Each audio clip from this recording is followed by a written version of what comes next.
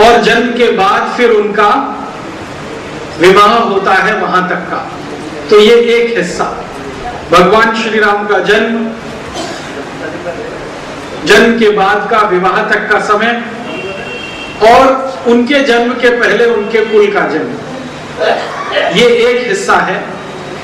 और दूसरा हिस्सा है भगवान राम के विवाह के बाद उनके वन गमन का, वनवास का, और वनवास में रहते हुए हम सब जानते हैं 14 वर्ष को बिताने का, और अंत में रावण के साथ युद्ध का, और युद्ध में रावण की पराजय के बाद वापस उनकी राजधानी अयोध्या में लौटने का, और फिर राज्य चलाने का। ये 2 हिस्से हैं।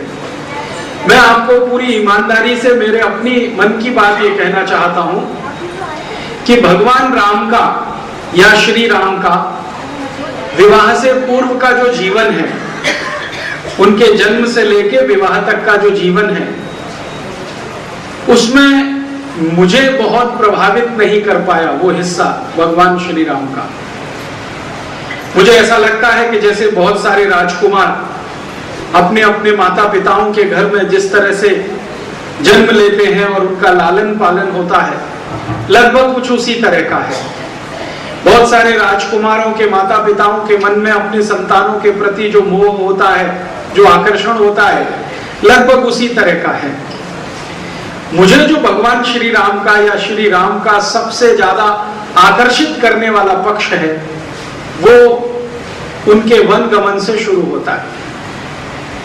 और वन गमन से लेकर 14 वर्ष तक लगातार जो वो तपस्या का जीवन जीते हैं, त्याग का जीवन जीते हैं, उसी त्याग और तपस्या के जीवन पर शायद उनको हमने मर्यादा पुरुषोत्तम कहा है। मैंने रामचरितमानस के बहुत विद्वानों से पूछा कि राम को मर्यादा पुरुषोत्तम किस हिसाब और किस आधार पर कहा जाता है, तो उन्होंने कहा कि उन्होंने जो त्याग किया और समाज के लिए जो आदर्श प्रस्तुत किया, उसके आधार पर कहते हैं। इसमें सब एक मत है। तो उन्होंने त्याग तो तभी किया जब अपना राज्य छोड़ा, वो राजा होने की स्थिति में थे, और उनके पिता श्री दशरथ ने तय कर लिया था कि राजगद्दी उन्हीं को सौंपनी है। ये सब कुछ हो गया था, लेकिन एक दुर्घटना ने भगवान श्री राम को वन भेज दिया, और श्री दशरथ की तीसरी पत्नी केकई के कहने पर या केकई के आग्रह पर भरत को राजगद्दी सौंपने का श्री दशरथ ने निर्णय लिया। यहां से मुझे लगता है कि उनके मर्यादा पुरुषोत्तम होने की बात समझ में आती है। उसके पहले का जीवन तो राजकुमार का जीवन है, महल का जीवन है, सुख सुविधाओं का जीवन है, उनके अपने सामान्य जीवन के जो राजा महाराजा होते हैं उसी तरह का दिखाई देता है।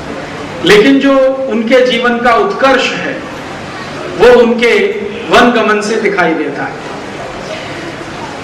श्री राम जी को वन गमन हुआ है, ये सब कहानी और घटना आप सब जानते हैं। इसमें जो दृष्टि है, जो विश्लेषण है, जो देखने की बात है, वो ये कि वो चाहे तो राजा हो सकते हैं, सारी की सारी प्रजा उनके साथ है। कारण क्या है? कारण बहुत सारे हैं। उनमें से एक कारण सबसे बड़ा ये है कि भगवान श्री राम या श्री राम अपने जीवन के उत्तरार्ध में, पूर्वार्ध में सबसे ज्यादा प्रजा के नजदीक हैं। हम सब जानते हैं कि दशरथ उम्र में अधिक हो चुके हैं और वो धीरे धीरे श्री राम को तैयार कर रहे हैं। तो इस तैयार होने के क्रम में रोज का उनका नियम है कि वो ब्रह्म मुहूर्त में उठते हैं, नित्य कर्मों से निवृत्त होकर अपनी प्रजा के बीच में जाते हैं। रामचंद्र जी, उनके पिता नहीं जा पाते, वो स्वयं जाते हैं और जनता के बीच में घूमकर, प्रजा के बीच में घूमकर उनके सुख दुख का हालचाल लेते हैं। ब्रह्म मुहूर्त में निकलते हैं। ब्रह्म मुहूर्त की कल्पना हम सब कर सकते हैं, लगभग सुबह 4 बजे का समय। तो सुबह 4 बजे श्री राम घूम रहे हैं और ये उनका नित्य नियम है। बिना किसी अवकाश के, बिना किसी छुट्टी के, बिना किसी बाधा के हर दिन वो प्रजा के बीच में है। परिणाम क्या है उसका? प्रजा उनको समझती है और वो प्रजा को समझते हैं। प्रजा के जो दुख दर्द हैं, नागरिकों की जो कष्ट हैं, जो समस्याएं हैं, वो सीधे उन्हें समझ पाते हैं और अपने पिता श्री दशरथ के पास लाकर उसके बारे में विचार विमर्श करते हैं। ये एक अच्छी बात है कि राजा ना होते हुए भी श्री दशरथ ने राम को वो सब अधिकार दे रखे हैं जिनके आधार पर वो कोई फैसला ले सके। मान लीजिए प्रजा के बीच में कोई समस्या उनको दिखाई देती है, तो दशरथ ने उनको ये अधिकार दिए हैं कि वो चाहें तो उस समस्या के समाधान के लिए महामंत्री को बुला सकते हैं, मंत्रियों को बुला सकते हैं, सैनिकों को बुला सकते हैं, सेनाध्यक्ष को बुला सकते हैं। ये सारे अधिकार उनके पास हैं।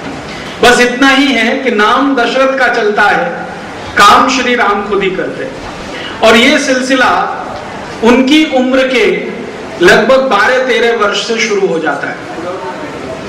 जब वो उम्र में 12-13 वर्ष के हैं तो प्रजा के बीच में घूमना, रोज सुबह ब्रह्म मुहूर्त में उठना और उनके दुख दर्दों को सुनना, जरूरत पड़े तो तत्काल समाधान करना, अगर वो समाधान संभव नहीं है तो राजा के दरबार तक वो जानकारी पहुंचाना, फिर मंत्रिमंडल की बैठक बुलाना और उसमें फैसले करना, ऐसे कई फैसले उन्होंने अपने जीवन के पूर्वार्ध में लिए हैं। उन फैसलों ने श्री राम को बहुत ज्यादा लोगों में लोकप्रिय बनाया। लोग उनको बहुत पसंद करते हैं, लोग उनको बहुत चाहते हैं, बहुत प्रेम करते हैं। इसके विपरीत श्री दशरथ ने केकई के कहने पर गद्दी जिनको सौंपी, भरत के बारे में प्रजा के मन में कोई संपर्क नहीं है, कोई परिचय नहीं है और ना कोई प्रेम की अनुभूति है, ना